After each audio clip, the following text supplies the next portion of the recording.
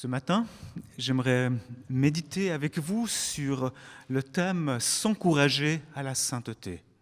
Et pour cela, je veux lire avec vous un texte dans l'Épître aux Galates, au chapitre 6, les 5 premiers versets. Épître aux Galates, chapitre 6, les 5 premiers versets. Frères et sœurs, si quelqu'un s'est laissé surprendre par quelque faute, on pourrait aussi traduire « si quelqu'un vient à être surpris en faute »,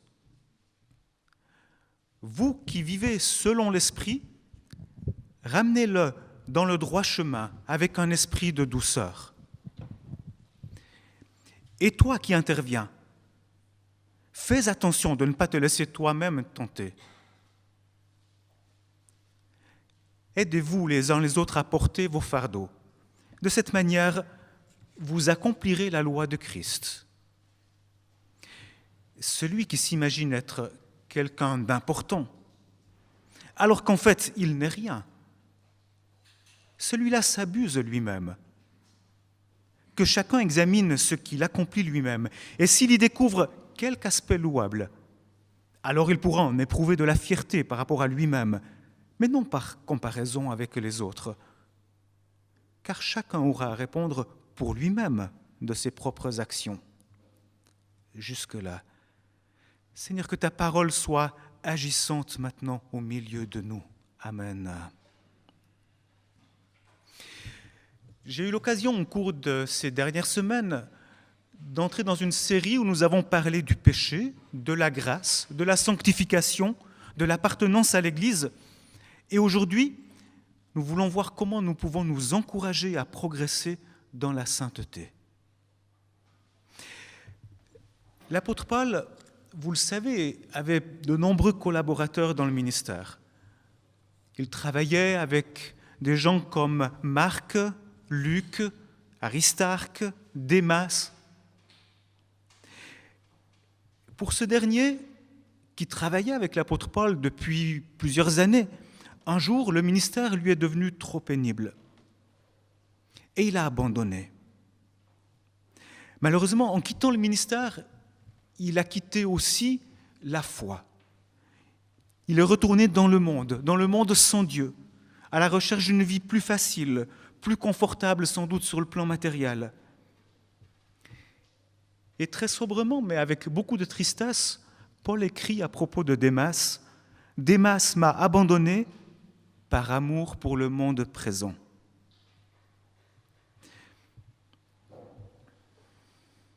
Il semble que Paul n'a rien réussi à faire.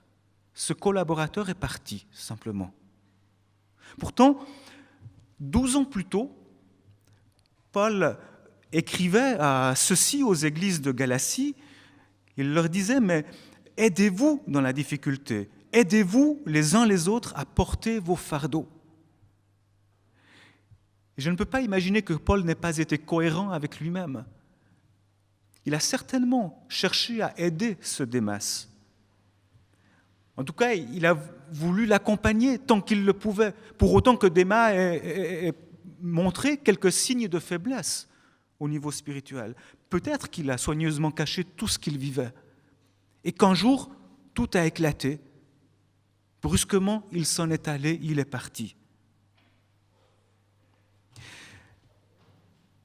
Dans ces cas-là, l'Église ne peut rien faire.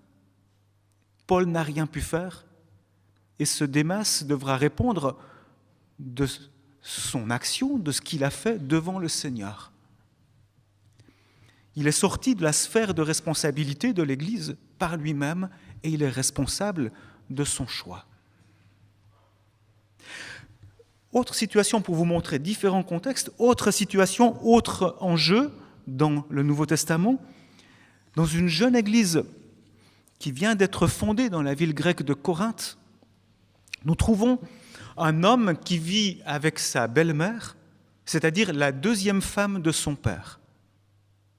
Et non seulement la loi de Dieu interdit ce genre de contact, enfin ce genre de relation, mais même la loi civile condamnait cette pratique. Et pourtant, dans cette église de Corinthe, personne ne dit rien. Au contraire, certains se vantent même d'être dans une église qui est ouverte, qui est tolérante, où l'on peut accepter chacun tel qu'il est. Et Paul doit réagir très vivement, très vigoureusement en dénonçant cette situation d'immoralité, parce qu'il dit, mais même les païens ne font pas cela, et vous vous permettez de tolérer cela en votre sein. Tout le monde parle de cette situation scandaleuse, même chez les païens. Et cela nuit gravement au témoignage de l'Évangile. Il est temps d'intervenir, il est temps de faire cesser cette situation.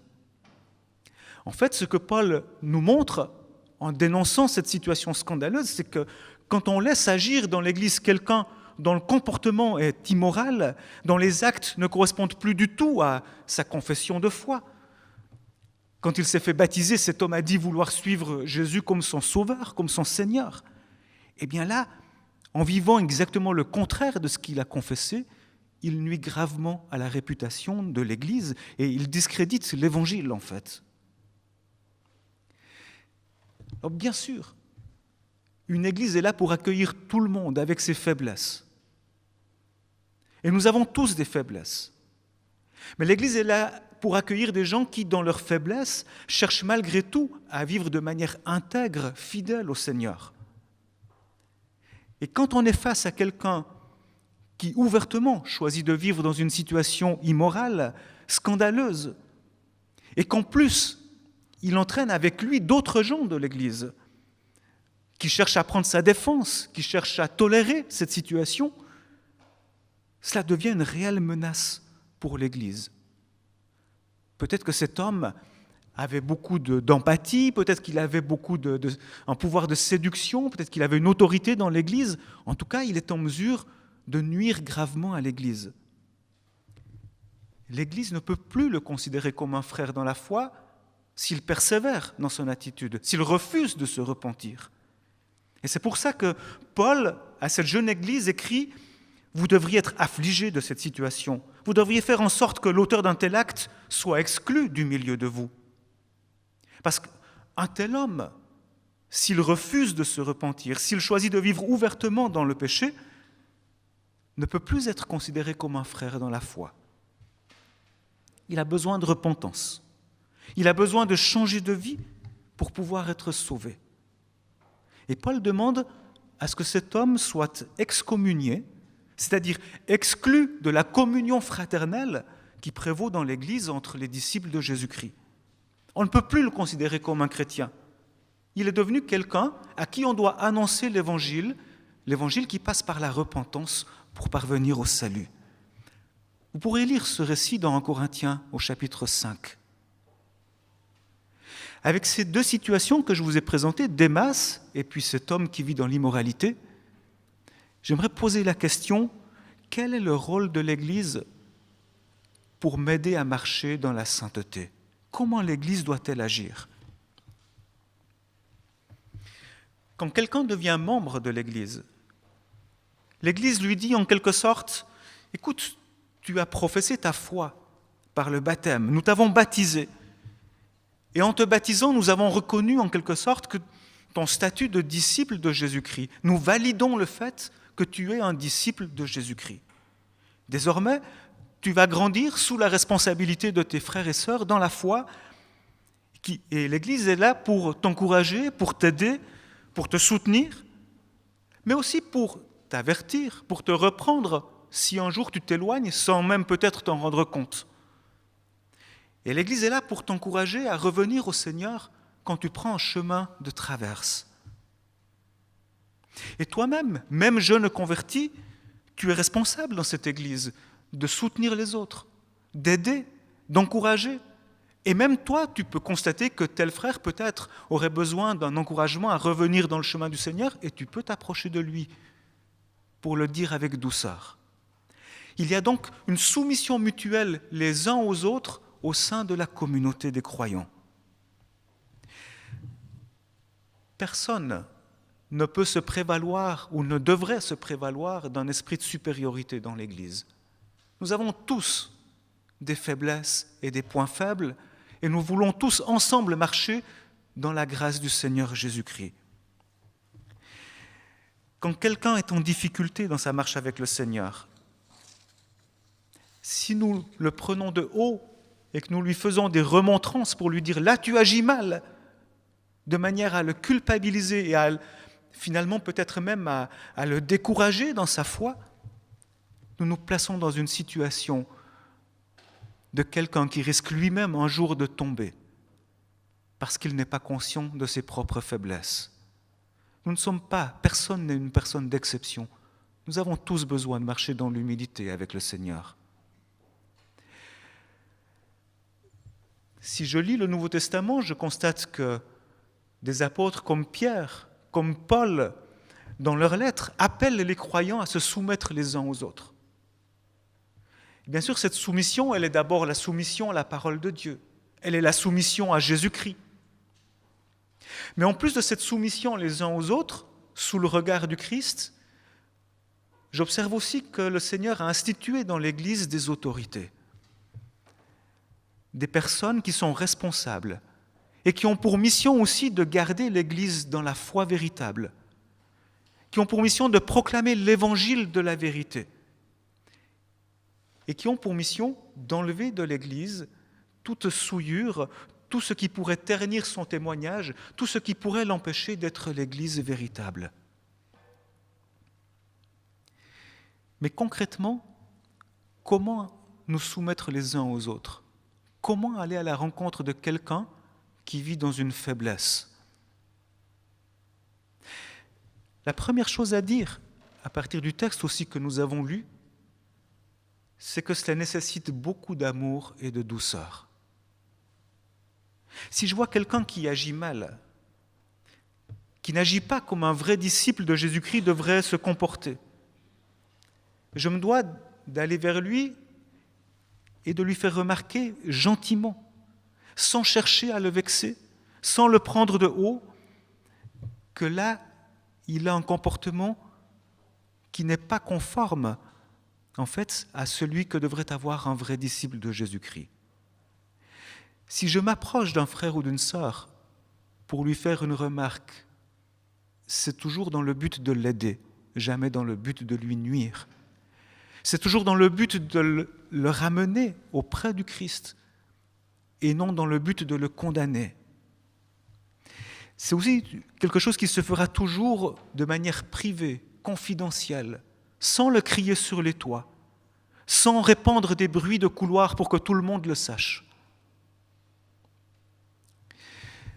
Maintenant, si le croyant ne veut rien entendre, s'il se bouche les oreilles, s'il s'entête, s'il persévère dans son injustice, il peut y arriver un moment où l'Église doit reconnaître que ce croyant se comporte comme un incroyant, puisqu'il refuse d'entendre qu'il a besoin de se repentir. Il peut y arriver un moment où ce que dit cette personne qui pêche entre tellement en contradiction avec sa confession de foi, lorsqu'il disait que Jésus était son Seigneur, que cela pose question. A-t-il réellement rencontré Jésus comme un Seigneur de sa vie ? Il peut arriver un moment où l'Église doit dire à cette personne « Tu ne te comportes plus en disciple de Jésus-Christ et nous ne pouvons plus reconnaître dans ta manière d'être que tu es un disciple de Jésus-Christ. Et comme nous ne pouvons plus reconnaître cela, nous te demandons de ne plus participer à la scène, puisque la scène, c'est le lieu de la communion avec les frères et les sœurs. Et cette communion, nous l'avons perdue avec toi, puisque tu ne manifestes plus les caractères d'un vrai disciple. Le but n'est jamais la sanction. Le but est d'amener ce frère ou cette sœur à réfléchir à ses actes, pour qu'il se rende compte que la communion fraternelle n'est pas quelque chose de factice.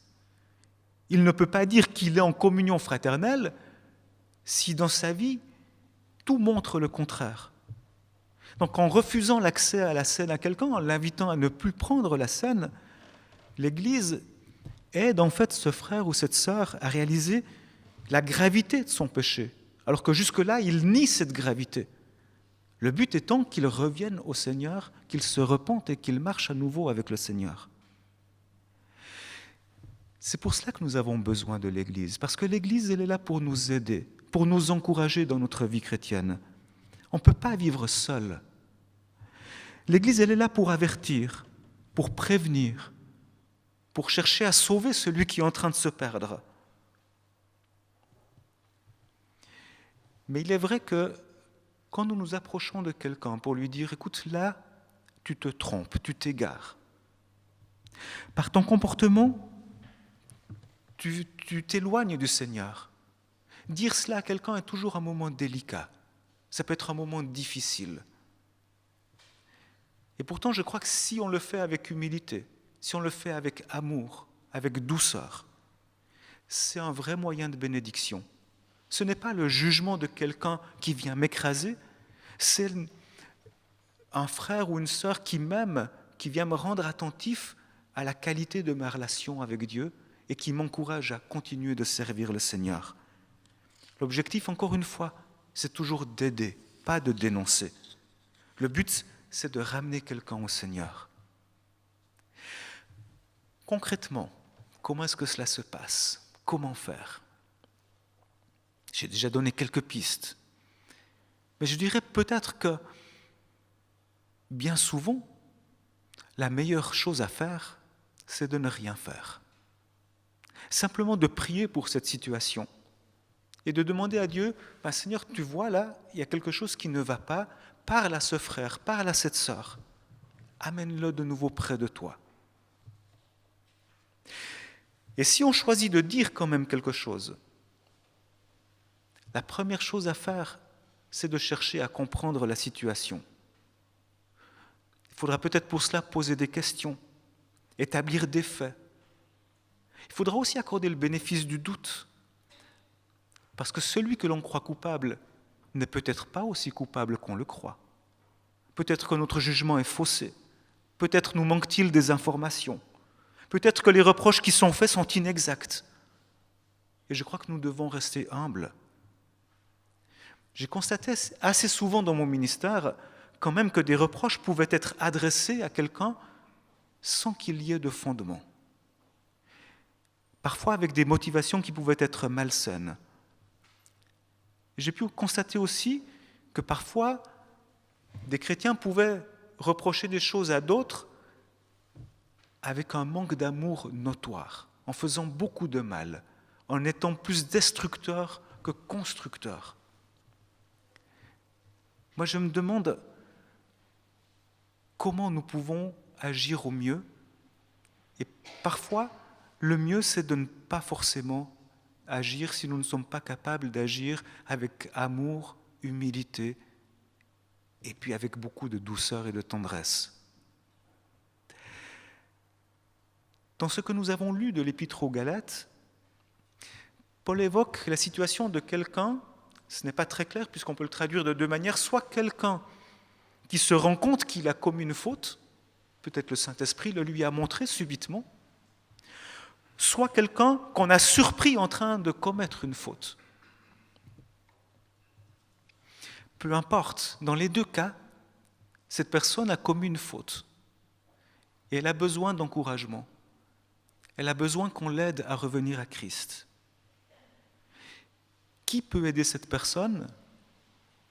Paul nous dit que ce n'est pas n'importe qui, que ce n'est pas n'importe quel croyant. Tous les croyants ont reçu l'Esprit, mais tous les croyants ne marchent pas forcément avec l'Esprit ou ne sont pas forcément remplis de l'Esprit de Dieu. Paul nous dit que même si on doit se soumettre les uns aux autres dans l'Église, ce n'est pas à n'importe quel prix. Celui qui veut reprendre un frère ou une sœur doit le faire en étant conduit par l'Esprit de Dieu et en marchant avec l'Esprit de Dieu. Il faut qu'il soit conduit par l'Esprit de Dieu. C'est seulement à cette condition qu'il pourra manifester de la patience, de la douceur, de la bonté. Si sa motivation est autre, si ce qui le pousse à aller rencontrer le frère, c'est une volonté de faire justice par lui-même, une volonté de régler des comptes, jamais ça ne pourra être constructif. Dans ces cas-là, il vaut mieux ne rien dire. Mais si je suis capable d'aller voir quelqu'un en lui disant « Mais tu vois, là tu as pu blesser une sœur avec ton attitude, parce qu'il y a eu une certaine arrogance et on peut mentionner les faits, on peut dire ce que l'on a vu, on peut dire ce que l'on a entendu, on peut vérifier d'abord, on peut s'enquérir. Et la personne en face peut reconnaître ce qu'elle a fait.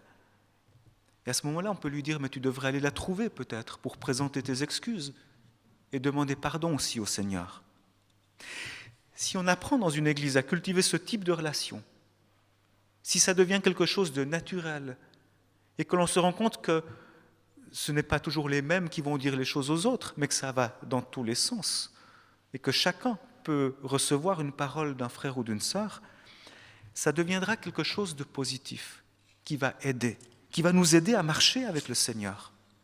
On est dans une société tellement individualiste qu'aujourd'hui on peine beaucoup à ce que quelqu'un ait un droit de regard sur notre vie. Bien sûr, un droit inquisiteur qui irait fouiller dans la vie des autres n'est pas ce que Paul recommande dans ce texte. Mais un regard de bienveillance face à des choses qui ont pu être constatées objectivement et qui méritent finalement une parole pour ramener ce frère ou cette sœur à la foi, ça doit être fait dans l'Église.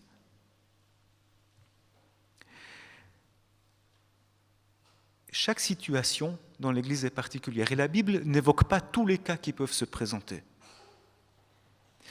Mais il y a quelque part une limite qui existe entre les attitudes et les habitudes pécheresses qui ne sont pas le fruit d'une intention délibérée, qui ne sont pas l'envie de fuir les commandements du Seigneur. Et puis, un comportement ou une attitude qui témoigne d'un réel endurcissement de la personne, d'une absence de volonté de revenir à ce que la personne sait être juste devant Dieu. Cette limite, elle est difficile à établir, mais quand on constate qu'il y a un endurcissement, il arrive un moment donné où l'Église se rend compte que ce pécheur n'a pas vraiment compris le véritable message du salut. Ce pécheur ou ce coupable peut-être même prétend vouloir s'excuser. Du bout des lèvres dit un vague « excuse-moi ». Mais rien ne semble crédible chez lui. L'Église peut légitimement avoir du mal à croire quelqu'un. Et dans ce cas, quand il n'y a plus aucune confiance, que l'on ne croit plus que la personne est sincère dans ce qu'elle fait et ce qu'elle dit, l'Église a pour mission de retirer à cette personne cette validation publique qu'elle lui avait donnée d'être le représentant de Christ sur la terre. Elle va lui demander de redonner sa carte d'ambassadeur du royaume de Dieu. Il ne pourra plus justifier être un citoyen des cieux. Il sera quelqu'un qui doit rentrer à nouveau dans le royaume par un acte de repentance. Ce genre de situation peut se produire quand quelqu'un n'a pas seulement dit un mensonge, par exemple, mais qu'il a construit toute sa vie sur ce mensonge et qu'il refuse d'y renoncer. Là, il y a un endurcissement avéré. Nous ne sommes pas là pour juger le cœur de chacun des croyants. Ce n'est pas le rôle de l'Église. L'Église n'a pas à exercer la discipline pour des situations qui ne sont pas objectivables. Dans ces cas-là, il suffit de continuer de prêcher l'Évangile et puis de laisser l'Esprit Saint agir. Mais la discipline de l'Église, elle est nécessaire quand il y a un péché qu'on pourrait qualifier de grave, de manifeste, et où la personne ne se repent pas. Mais l'Église n'a pas besoin de se mettre à chaque fois dans tous ces états quand une personne pourrait être soupçonnée de jalousie, d'orgueil, d'avarice. Là, il s'agit de prêcher l'Évangile plutôt. Elle a à intervenir, l'Église, quand le péché a été manifeste, qu'il s'est vu, qu'il s'est entendu, qu'il est grave, et que la personne refuse de se repentir. Dans les autres cas, la parole de Dieu nous dit que l'amour couvre une multitude de péchés. Et donc, il n'est pas nécessaire d'intervenir chaque fois qu'il y a quelque chose que l'on constate. Et d'ailleurs, heureusement que Dieu n'intervient pas chaque fois pour nous discipliner quand nous avons désobéi. Il prêche sa parole et il nous encourage à marcher dans un chemin de sainteté. Donc pour que l'Église intervienne, il faut vraiment qu'il y ait ces cas graves, manifestes, objectivables, et un refus de repentance. Dans les cas où la personne présente des excuses, prétend s'être repentie, mais où l'Église se demande si vraiment il y a eu une repentance sincère, il faut parfois se donner du temps avant de réhabiliter la personne. Je pense à des cas d'abus spirituels, d'abus sexuels, d'abus de tout genre. Je pense à des situations intolérables comme des viols. Je pense à des cas de sévices à répétition. Peut-être qu'il conviendra de demander à celui qui manifeste de la repentance d'abord de suivre une thérapie et de laisser du temps s'écouler pour qu'on puisse voir le fruit de la repentance chez cette personne avant qu'on puisse vraiment la réhabiliter complètement. Ce n'est pas que ces péchés-là ne peuvent pas être pardonnés. Dieu pardonne tous les péchés. Mais parfois, l'Église a besoin de plus que juste de petites excuses que l'on balbutie comme cela.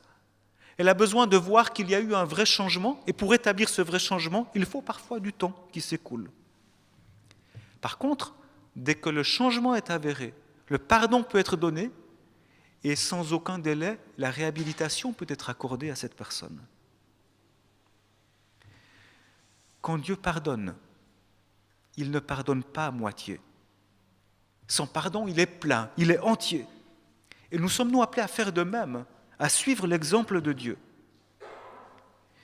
Mais pardonner ne veut pas forcément dire manquer de prudence. Admettons que quelqu'un soit trésorier de l'Église ou comptable ou qu'il compte la collecte et qu'il détourne de l'argent à son propre profit. Autant nous pouvons lui pardonner s'il reconnaît sa faute, autant il ne serait peut-être pas prudent de lui confier la gestion de la caisse pour la suite, immédiatement. On ne va pas le mettre dans une situation de tentation de manière inutile. Donc dans chaque situation, il convient de faire preuve de sagesse. Il faut s'adapter. C'est ce que Paul écrit aux Thessaloniciens. Je vous lis ceci, aux Thessaloniciens chapitre 5, 14 à 15. Avertissez, vous verrez les différentes situations qui se présentent, avertissez ceux qui mènent une vie déréglée. Réconfortez ceux qui sont découragés. Soutenez les faibles. Un faible, c'est peut-être quelqu'un qui est en train de lutter contre un péché ou contre une dépendance, quelqu'un qui a besoin de temps pour vraiment suivre le Seigneur. Soutenez les faibles. Soyez patients envers tous. Veillez à ce que personne ne rende le mal pour le mal, mais en toute occasion, recherchez le bien dans vos rapports mutuels, comme envers tous les hommes. J'arrive à une dernière question par rapport à ces situations qui se présentent dans l'Église. Si quelqu'un a fait le choix de vivre d'une manière délibérément hostile au Seigneur, qu'il a été averti par l'Église, qu'on lui a demandé de ne plus prendre la scène parce que son attitude manifestement ne témoignait pas de celle d'un vrai disciple de Jésus-Christ, comment dois-je me comporter avec lui ? Je crois qu'il est important que dans ces situations-là, nous ne fassions pas comme s'il n'y avait rien. Ça ne veut pas dire que nous ne sommes plus en lien avec celui qui aurait été placé sous la discipline de l'Église. Mais la personne doit quand même, d'une manière ou d'une autre, savoir qu'elle agit en dehors de l'autorité du Seigneur Jésus. Et je devrais, d'une manière ou d'une autre, pouvoir amener cette personne à réfléchir à ce qu'elle fait. Et donc, si je garde une relation tout à fait normale avec elle, elle ne saura pas qu'il y a quelque chose de grave dans son lien avec le Seigneur. Ce que le Seigneur m'appelle à faire, c'est avec beaucoup de douceur chercher à amener cette personne à la repentance. Par contre, si cette personne est un membre de ma famille, Il ne faut pas que je cesse de m'acquitter de mes obligations familiales. Je me souviens d'une famille où le fils a choisi de faire un mariage que les parents estimaient pas juste devant le Seigneur. C'était un mariage interconfessionnel. Les parents n'agréaient pas ce mariage-là. Et pour manifester leur désaccord, ils ont refusé d'aller au mariage. Je ne suis pas sûr que ce soit la bonne attitude. En tant que parents, nous avons à jouer notre rôle de parents avec nos enfants. Par contre, en tant que croyants dans la communauté du Seigneur Jésus, nous avons à jouer le rôle de croyants, c'est-à-dire d'avertir, de prévenir ceux qui s'éloignent du Seigneur. Tout cela pour un seul but, c'est d'avoir la joie de voir un pécheur qui se repent. Et quand un pécheur se repent, c'est la joie dans le ciel. Parce que Dieu pardonne, Dieu restaure. Et l'Église est invitée à réhabiliter le pécheur qui se repent. Il y a des cas qui sont très clairs. Par exemple, un homme qui aurait quitté sa femme et qui se rend compte qu'il a mal agi, qui se repent et qui revient dans son foyer. Celui-là témoigne d'une repentance claire, manifeste, et pourra être réhabilité. Parfois, le changement est moins facile à constater. Par exemple, quand une dépendance s'est installée et que la personne lutte pour sortir de sa dépendance, il faudra peut-être avoir beaucoup de sagesse, de patience. Mais quand un chrétien revient à Dieu après s'être éloigné, il faut qu'il puisse être restauré. Il n'y a pas de chrétien de seconde zone. S'il était mis à l'écart publiquement, à un moment donné, parce que l'Église a pris connaissance de sa situation dans une réunion d'Église, par exemple, il convient aussi de le réhabiliter publiquement pour qu'il puisse réintégrer la communauté pleinement, entièrement. Et un peu comme le Père qui accueille le Fils prodigue, que l'Église soit dans la joie, parce qu'un pécheur s'est repenti. J'arrive à la conclusion. Dans mon ministère, je me suis retrouvé plusieurs fois confronté à des situations où j'ai eu à prévenir une personne qu'elle faisait un mauvais choix. Ça s'est produit assez souvent dans le domaine des choix affectifs, des choix amoureux. La Bible nous enseigne clairement, par exemple, qu'un croyant devrait choisir un conjoint croyant qui partage la même foi au Dieu vivant. La Bible enseigne aussi que quand deux êtres envisagent le mariage, ils devraient attendre le jour de ce mariage pour vivre ce fabuleux, formidable cadeau de la sexualité. C'est là deux domaines qui sont très sensibles, surtout dans un monde aujourd'hui qui est extrêmement érotisé, et puis où le choix amoureux est devenu un choix totalement individuel, où l'on ne veut pas que quiconque vienne s'y mêler. Donc c'est difficile d'aller parler de ces thèmes-là. Quand cela m'arrive, et ça m'est arrivé tout au long de mon ministère, j'essaie d'abord de présenter le projet du Seigneur. Parce que Dieu n'est pas là comme un Dieu d'interdiction pour dire ce n'est pas bien. Dieu a d'abord un magnifique projet de vie pour chacun d'entre nous. Et quand un jeune fait un choix qui peut être questionné, je l'invite d'abord à entendre le formidable projet du Seigneur. Et je constate que ce projet n'est pas toujours bien connu. Donc, comment, si la personne ne connaît pas le projet du Seigneur, pourrait-elle suivre ce projet ? Ensuite, si confrontée au projet du Seigneur, cette personne constate qu'il y a un décalage, mon but, c'est avec beaucoup de douceur, beaucoup de sensibilité, autant que possible en tout cas, d'essayer de l'amener à remettre ses choix en question au regard de la parole de Dieu. Ce n'est pas moi qui ai à dire quelque chose, c'est Dieu. Si la personne dit « Jésus est mon Seigneur », en quoi est-il le Seigneur de sa vie dans le domaine du choix amoureux ou de la sexualité ?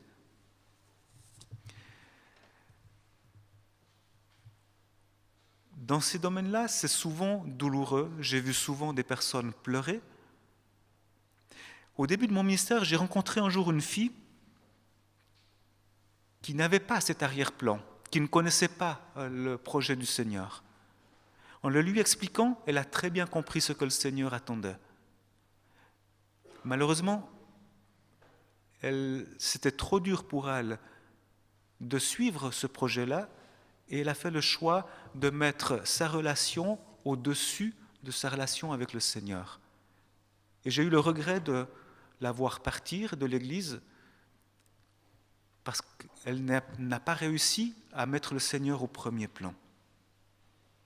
Mais beaucoup de fois, j'ai aussi eu le privilège de voir des personnes qui sont passées par de vraies repentances, par de vrais changements. Et j'ai vu les larmes de la repentance.